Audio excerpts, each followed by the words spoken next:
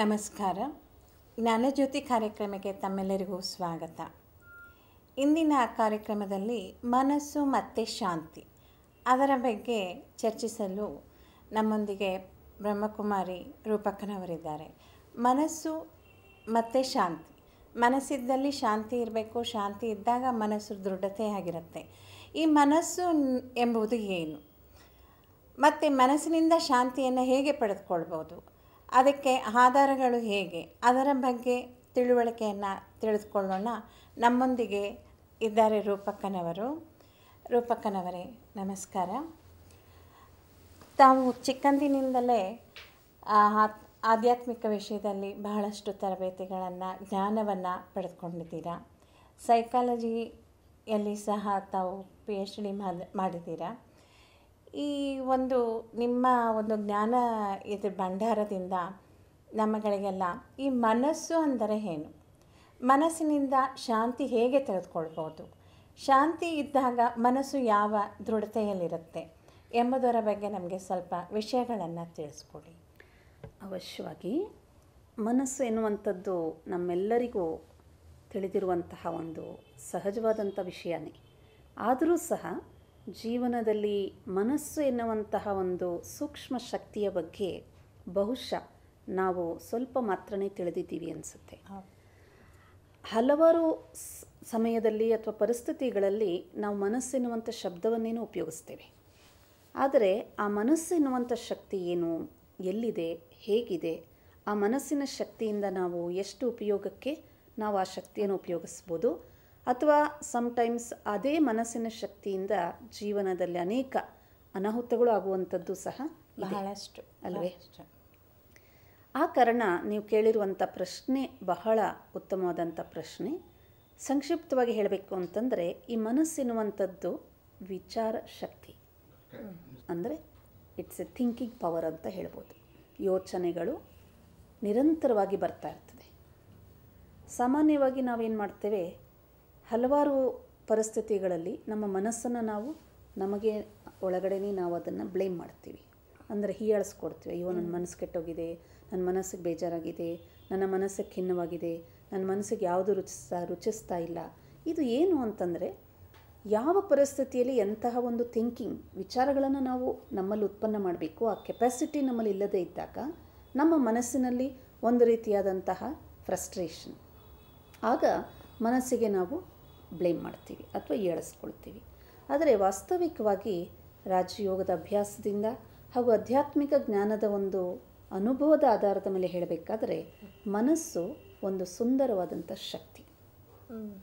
ಈ ಮನಸ್ಸಿನಲ್ಲಿ ಎಂತಹ ಚಿಂತನೆಗಳನ್ನು ಮಾಡಬೇಕು ಅನ್ನುವಂಥದ್ದು ನಮ್ಗೆ ಅರಿವಿದ್ದಾಗ, ಆ ಚಿಂತನೆಗಳ ಆಧಾರದ ಮೇಲೆ ನಾವು ಬಾಹ್ಯ ಜಗತ್ತಿನಲ್ಲಿ ಸದಾ ಸಕಾರಾತ್ಮಕವಾಗಿ ಸ್ಪಂದಿಸಲಿಕ್ಕೆ ಸಾಧ್ಯ. ನೀವು ಶಾಂತಿಯ ಬಗ್ಗೆ ಪ್ರಶ್ನೆ ಕೇಳಿದ್ದೀರ. ಇವತ್ತು ಜಗತ್ತಲ್ಲಿ ಎಲ್ಲೆಲ್ಲಿ ನೋಡಿದರೂ ಸಹ ಒಂದು ಬಾಹ್ಯ ರೂಪದಲ್ಲಿ ಅಶಾಂತಿ ಅಂತಂದರೆ ಒಂದು ಗಲಾಟೆ ಆಗೋದು, ಶಬ್ದ ಆಗೋದು, ಅದಕ್ಕೂ ಅಶಾಂತಿ ಅಂತೀವಿ. ಆದರೆ ಹಲವರಿಗೆ ನೋಡಿ, ಅವರ ಸುತ್ತಮುತ್ತ ಬಹಳಷ್ಟು ಶಾಂತಿಯಾದ ವಾತಾವರಣ ಇರುತ್ತೆ. ಆದರೆ ಅವ್ರು ಹೇಳ್ತಿರ್ತಾರೆ, ನನಗೆ ಶಾಂತಿ ಇಲ್ಲ ಅಂತ. ಹಾಗಾದರೆ ಅಲ್ಲಿ ಅಶಾಂತಿ ಎಲ್ಲಿ ಬಂದಿದೆ? ಆ ಗೊಂದಲದಿಂದ. ಹೊರಗಿನ ಒಂದು ವಾತಾವರಣ ಶಾಂತವಾಗಿದೆ, ಆದರೆ ಮನುಷ್ಯ ತನ್ನಲ್ಲಿ ಶಾಂತಿಯ ಅನುಭೂತಿ ಮಾಡಲ್ಲ. ಉದಾಹರಣೆಗೆ ಹೇಳ್ತೀನಿ, ನಿಮ್ಮನ್ನು ಕರ್ಕೊಂಡೋಗಿ ಒಂದು ಸುಂದರವಾದಂಥ ತೋಟದ ಮಧ್ಯದಲ್ಲಿ ಕೂರಿಸ್ತೀವಿ. ಅಲ್ಲಿ ಯಾವುದೊಂದು ವಾಹನಗಳ ಓಡಾಟ ಆಗಲಿ, ಮನುಷ್ಯರ ಕಿರ್ಚಾಟ ಆಗಲಿ ಏನೂ ಇಲ್ಲ. ಆದರೂ ಸಹ ನೀವು ಹೇಳ್ತೀರಾ, ನನಗೆ ಯಾಕೋ ಶಾಂತಿ ಇಲ್ಲಪ್ಪ ಅಂತ ಹೇಳಿ. ಅಂದರೆ ಅದಕ್ಕೆ ಕಾರಣಗಳೇನು ಅಂತ.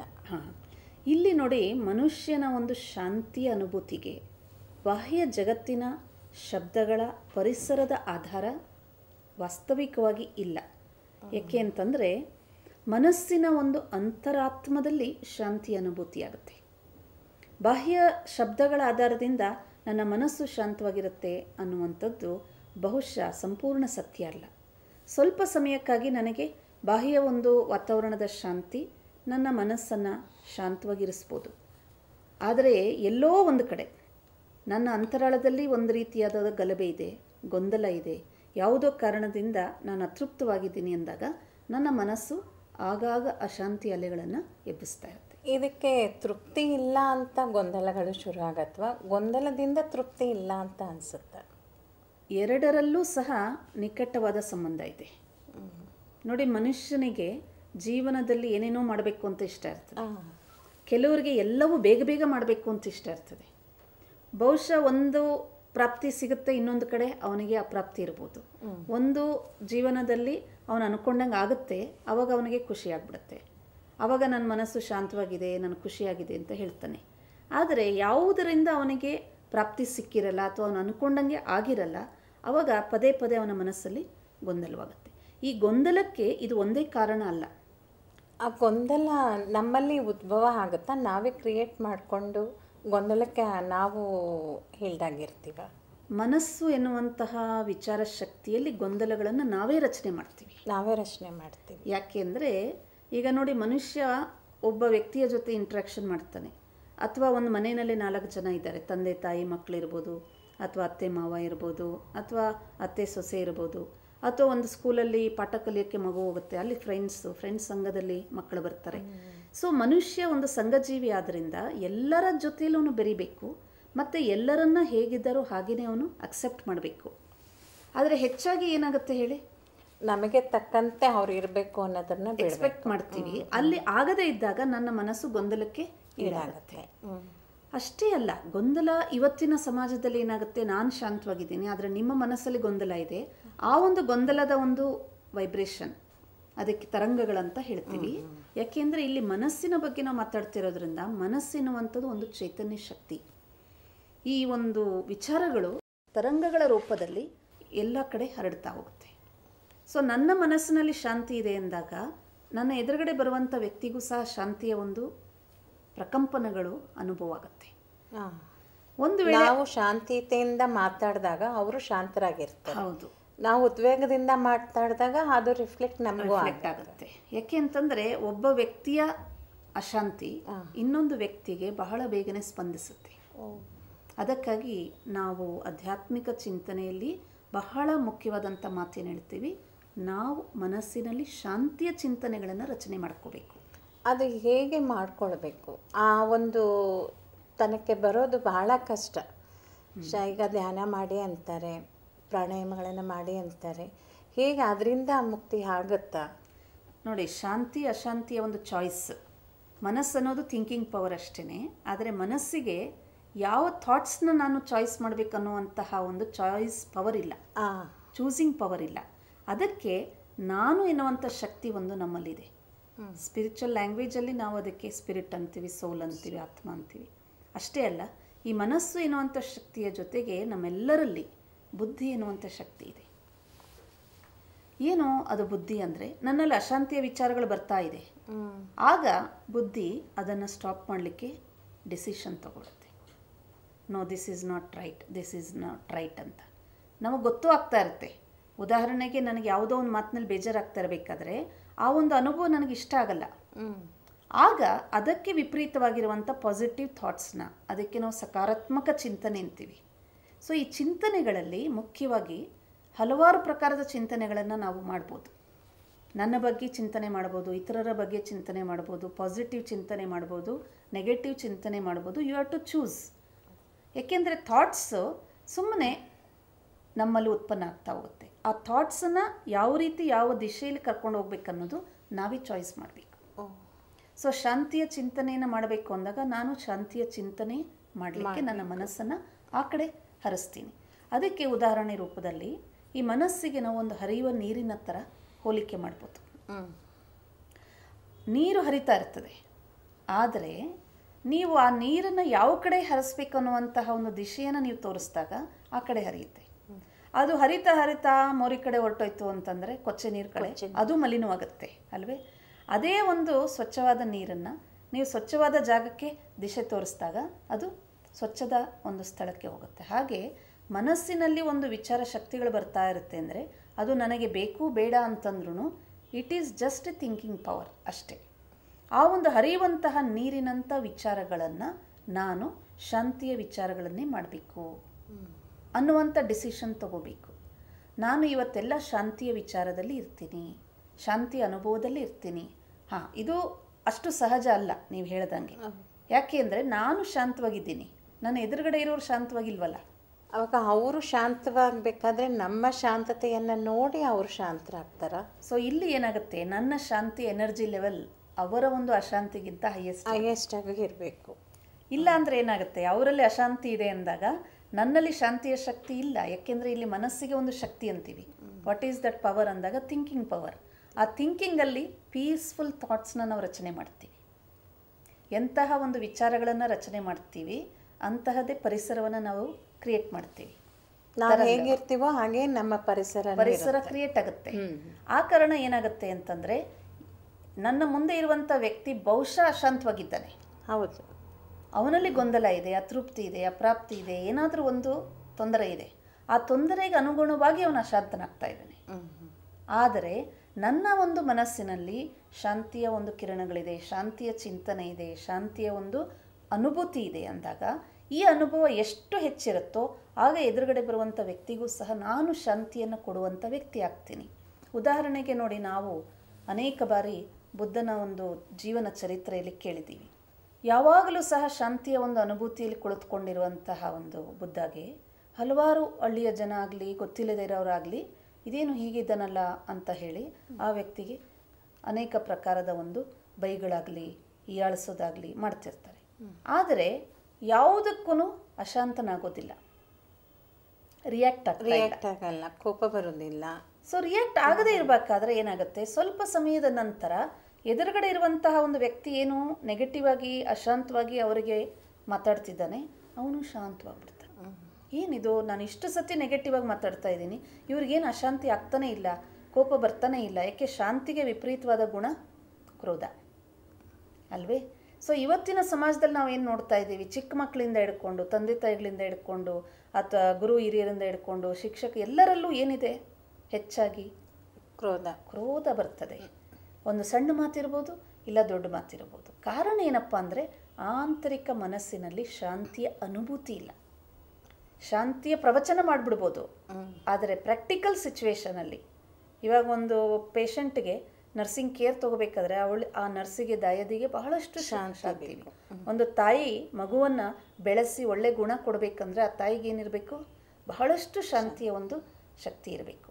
ಆದ್ದರಿಂದ ನಮ್ಮ ಮನಸ್ಸು ಯಾತಕ್ಕೆ ಈ ಶಾಂತಿಗೆ ಆಧಾರ ಅಂದರೆ, ಮನಸ್ಸು ಫೌಂಡೇಶನ್.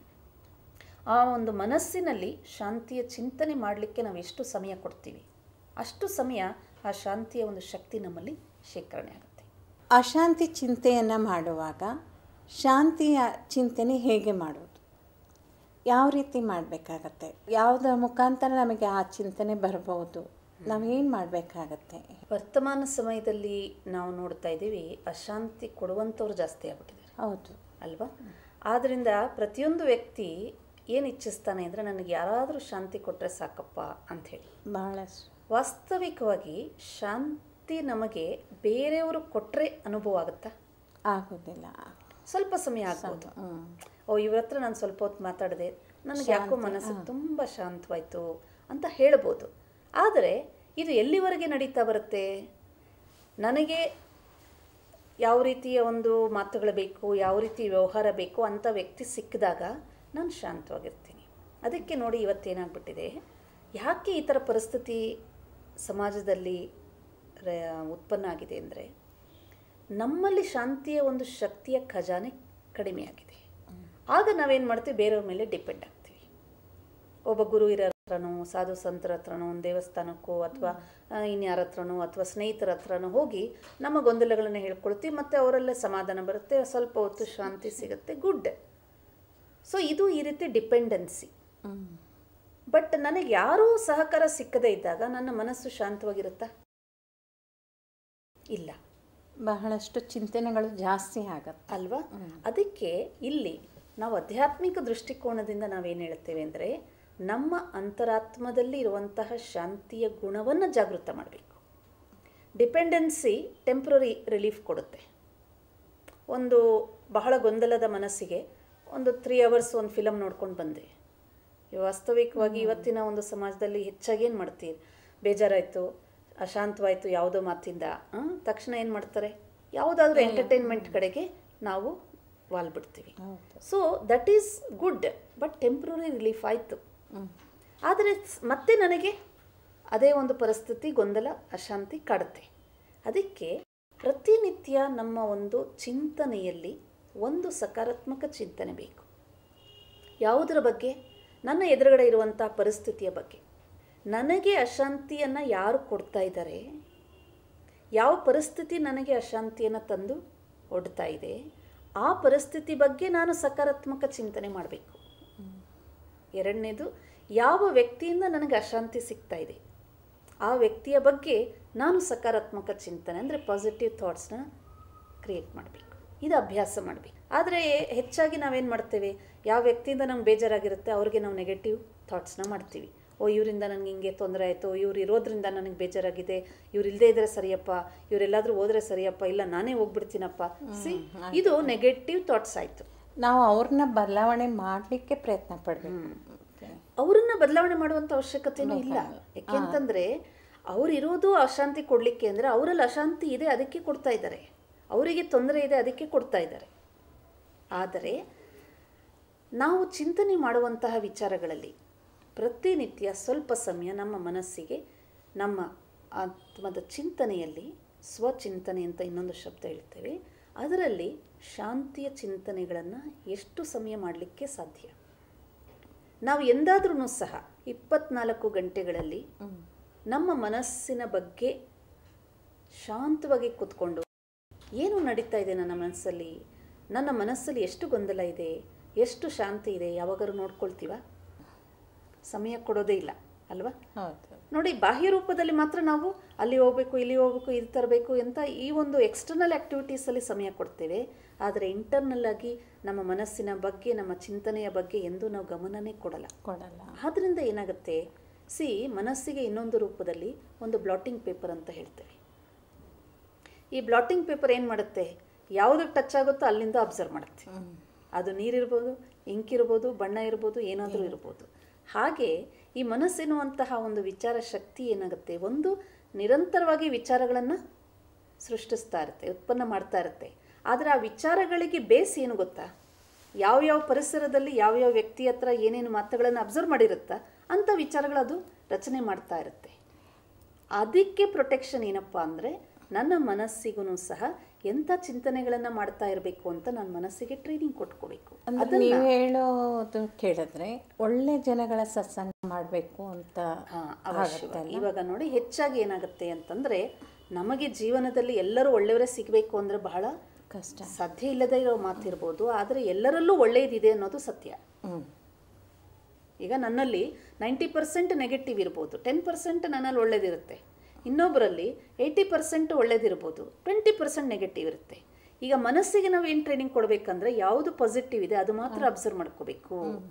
ಆಗೇನಾಗುತ್ತೆ, ಆ ಪಾಸಿಟಿವ್ನೆಸ್ಸು ಒಳಗಡೆ ಶೇಖರಣೆ ಆದಾಗ ಅದರ ಬೇಸ್ ಮೇಲೆ ನನ್ನ ಚಿಂತನೆ, ವಿಚಾರಗಳ ತರಂಗಗಳು ಕ್ರಿಯೇಟ್ ಆಗುತ್ತೆ. ಒಳ್ಳೇದು ಮಾತ್ರ ತಗೊಳ್ಳಿ, ಏನು ಎಲ್ಲ ಸ್ವಭಾವಗಳಿದೆ ಅದರಲ್ಲಿ ಯಾವುದು ಒಳ್ಳೇದಿದೆ ಅದನ್ನ ಆರಿಸ್ಕೊಳ್ಳಿ.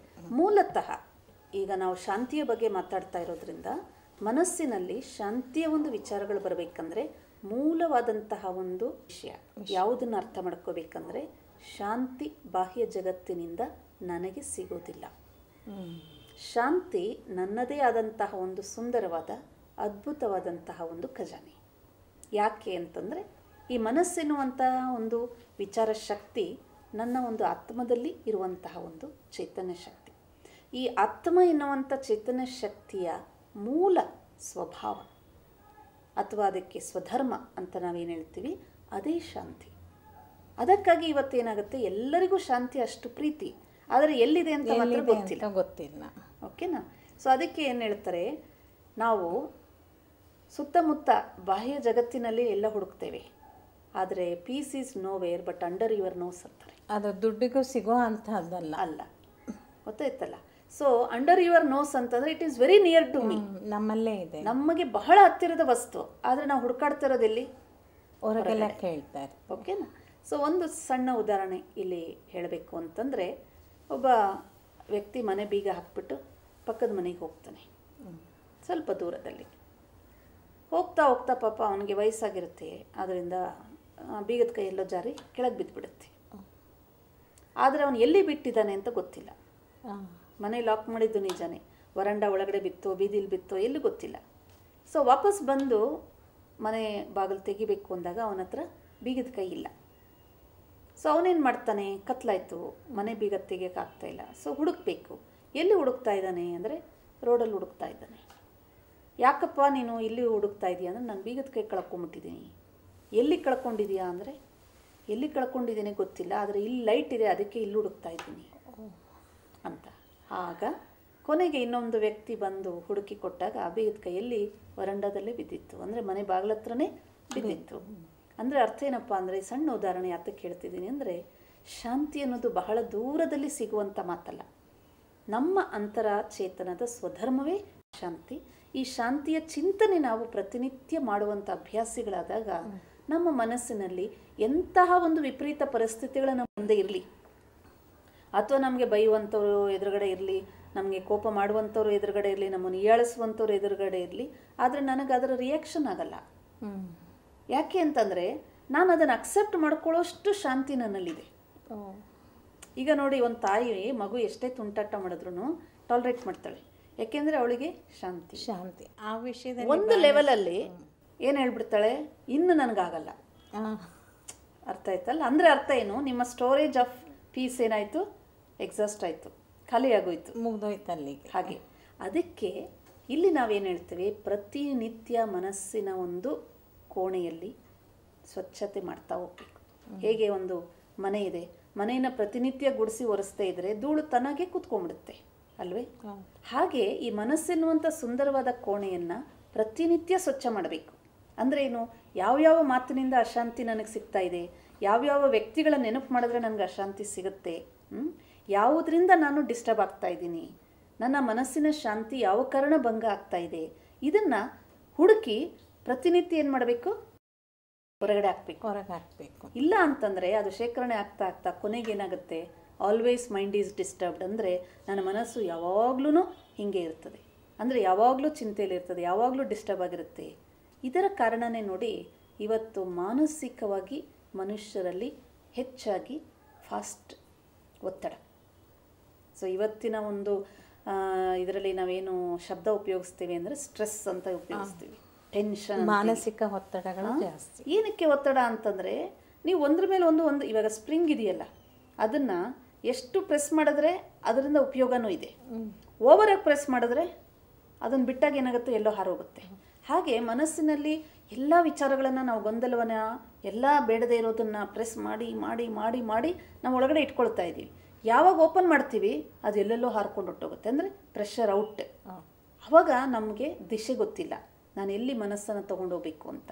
ಅದಕ್ಕೆ ನಾವು ಪ್ರತಿನಿತ್ಯ ಚಿಂತನೆ ಅಭ್ಯಾಸ ಮಾಡ್ತೇವೆ. ಬೆಳಗ್ಗೆ ಎದ್ದ ತಕ್ಷಣವೇ ಒಂದು ಕೆಲವು ನಿಮಿಷ, ಮಿನಿಮಮ್ 10 to 15 ಮಿನಿಟ್ಸ್ ನಮ್ಮ ಮನಸ್ಸಿನ ಜೊತೆ ಮಾತಾಡೋದು. ಚಿಂತನೆ ಅಂದರೆ you talk to yourself. ಹೇ ಮನಸ್ಸೇ, ನೀನು ಯಾತಕ್ಕೆ ಅಶಾಂತವಾಗಿದೆಯಾ? ಯಾರೂ ನಿನಗೆ ತೊಂದರೆ ಕೊಡ್ತಾ ಇಲ್ಲ, ಯಾರೂ ಹೊಡಿತಾ ಇಲ್ಲ, ಬಡಿತಾ ಇಲ್ಲ, ಏನೂ ಮಾಡ್ತಾ ಇಲ್ಲ. ಆದರೂ ಸಹ ನನ್ನ ಮನಸ್ಸಿನಲ್ಲಿ ಏನೋ ಒಂದು ರೀತಿಯ ಒಂದು ಖಾಲಿಪನ್ನು ಅಥವಾ ಬೇಜಾರು, ಏನೋ ಒಂದು ಬೇಸರ, ಈ ಥರ. ಸೊ ಅಂತಹ ಒಂದು ಸ್ಥಿತಿಯಲ್ಲಿ ನಾವು ನಮ್ಮ ಮನಸ್ಸಿನ ಜೊತೆಗೆ ಸುಂದರವಾದ ವಿಚಾರಗಳನ್ನು ಕೊಡ್ತಾ you have to talk to your mind ಅಂತೀವಿ. ಸ್ವಚಿಂತನೆ ಅಂದರೆ ನನ್ನ ಮನಸ್ಸಿನ ಜೊತೆ ನಾನೇ ಸಂಭಾಷಣೆ ಮಾಡಬೇಕು. ಡೈಲಿ ಬೆಳಗ್ಗೆ ಅಥವಾ ಯಾವಾಗ ಅರ್ಲಿ ಮಾರ್ನಿಂಗ್ ಯಾತಕ್ಕೆ ಬಹಳ ಉತ್ತಮವಾದಂಥ ಸಮಯ ಅಂದರೆ ನಾವು ಶಾರೀರಿಕವಾಗಿ ರಿಲ್ಯಾಕ್ಸ್ ಆಗಿರ್ತೀವಿ. ಸೊ ಬೆಳಿಗ್ಗೆ ಸಮಯದಲ್ಲಿ ನಮ್ಮ ಮನಸ್ಸು ಪ್ರಶಾಂತವಾಗಿರೋದ್ರಿಂದ ಆ ಚಿಂತನೆ ಅಭ್ಯಾಸ ಮಾಡಿದಾಗ ಅದು ಇಡೀ ದಿನದಲ್ಲೂ ಸಹ ನಮಗೆ ಬಹಳಷ್ಟು ಶಾಂತಿ ಅನುಭೂತಿಯನ್ನು ನಮ್ಮ ಜೊತೆಯಲ್ಲಿ ಇಟ್ಕೊಳ್ಳಿಕ್ಕೆ ಸಹಕಾರಿಯಾಗುತ್ತೆ. ಪ್ರತಿನಿತ್ಯ ಮನಸ್ಸಿನ ಜೊತೆಗೆ ಸಂಭಾಷಣೆ ಅಂದರೆ ನಮ್ಮ ಸ್ವಚಿಂತನೆ. ಇಲ್ಲಿ ಶಾಂತಿಯ ಬಗ್ಗೆ ಮಾತಾಡಿದ್ವಿ. ಒಂದು ವಾರ ಪ್ರತಿನಿತ್ಯ ಎಲ್ಲರೂ ಅಭ್ಯಾಸ ಮಾಡಿ 10ರಿಂದ 15 ನಿಮಿಷ ಬೆಳಿಗ್ಗೆ ಎದ್ದ ತಕ್ಷಣವೇ ನಾನು ಶಾಂತಿಯ ಚಿಂತನೆಯಲ್ಲಿ ಕೂತ್ಕೊಳ್ತೀನಿ. ಇಡೀ ದಿನ ಎಂತಹದ್ದೇ ಅಶಾಂತಿಯ ಪರಿಸ್ಥಿತಿ ಬರಲಿ, ಆದರೆ ಶಾಂತಿಯ ಚಿಂತನೆಯನ್ನು ನಾನು ಬಿಡೋದಿಲ್ಲ. ಈ ರೀತಿಯ ಒಂದು ಲಕ್ಷ್ಯ ಇಟ್ಕೊಂಡು ನಮ್ಮ ಮನಸ್ಸಿಗೆ ಅಭ್ಯಾಸ ಮಾಡಿಸಿದಾಗ ಈ ಶಾಂತಿಯ ಅನುಭೂತಿ ಖಂಡಿತ ನಮ್ಮೆಲ್ಲರಿಗೂ ಅನುಭವ ಆಗುತ್ತೆ. ಇಂದಿನ ಚರ್ಚೆಯಲ್ಲಿ ನಮಗೆ ಬಹಳಷ್ಟು ತಿಳುವಳಿಕೆಯನ್ನು ಕೊಟ್ಟಿದ್ದೀರಾ ಮನಸ್ಸು ಮತ್ತು ಶಾಂತಿಯ ಬಗ್ಗೆ. ಇನ್ನೂ ಬಹಳ ತಿಳಿದುಕೊಳ್ಳುವಂಥ ವಿಷಯಗಳು ಬಹಳಷ್ಟಿದೆ. ಮುಂದಿನ ಸಂಚಿಕೆಯಲ್ಲಿ ಮತ್ತೆ ಮುಂದುವರಿಸೋಣ. ನಮಸ್ಕಾರ. ನಮಸ್ಕಾರ. ವೀಕ್ಷಕರೇ, ಇಂದಿನ ಕಾರ್ಯಕ್ರಮದಲ್ಲಿ ಮನಸ್ಸು ಮತ್ತು ಶಾಂತಿಯ ಬಗ್ಗೆ ರೂಪಕನವರು ಬಹಳಷ್ಟು ವಿಷಯಗಳನ್ನು ನಮಗೆ ತಿಳಿಸ್ಕೊಟ್ಟಿದ್ದಾರೆ. ಮನಸ್ಸು ಯಾವ ರೀತಿ ಇಟ್ಕೊಳ್ಬೇಕು, ಮನಸ್ಸಿನಿಂದ ಶಾಂತಿ ಹೇಗೆ ಸಿಗತ್ತೆ, ಶಾಂತಿಯಿಂದ ನಾವಿದ್ದಾಗ ಎಷ್ಟೆಲ್ಲ ಒಳ್ಳೆ ಪ್ರಯೋಜನಗಳು ನಮಗೆ ಆಗುತ್ತೆ ಅಂಥೇಳಿ ಬಹಳ ವಿಷಯಗಳನ್ನು ನಾವು ತಿಳ್ಕೊಂಡಿದ್ದೀವಿ. ಮತ್ತು ಇನ್ನೂ ಬಹಳಷ್ಟು ತಿಳಿದುಕೊಳ್ಳುವ ವಿಷಯಗಳು ಬಹಳಷ್ಟಿದೆ. ಹಾಗಾಗಿ ಮುಂದಿನ ಸಂಚಿಕೆಯಲ್ಲಿ ಮತ್ತೆ ಭೇಟಿಯಾಗೋಣ. ಅಲ್ಲಿವರೆಗೂ ವಂದನೆಗಳು.